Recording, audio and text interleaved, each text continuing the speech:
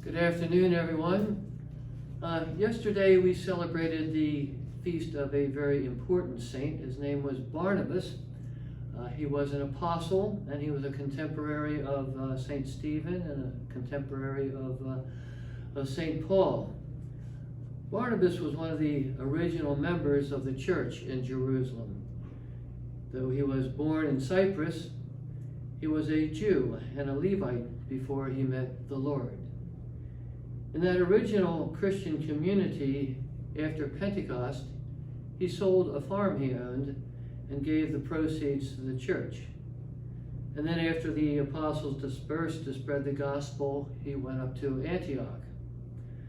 From there, he was sent to Tarsus to bring back Paul. Now, this must have been pretty difficult because he was a friend of St. Stephen's, who was martyred, and St. Paul was complicit in the killing of St. Stephen when he was stoned back in Jerusalem. Nevertheless, Paul and Barnabas worked together for a while. Barnabas seems at first to be the more important of the two, because when they went to Lystra, they were thought to be gods. And Barnabas was called Zeus, the chief god, and Paul was only called Hermes, a lesser god. Later on, they had a quarrel, and they separated, but finally they reconciled. You know, even saints can have problems with one another. Eventually, Barnabas went back to Cyprus, where he became a bishop and later was martyred.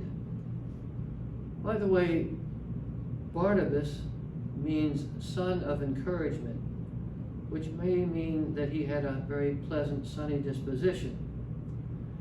May we seek to acquire a more pleasant disposition in our lives. Maybe we be more agreeable people to be with.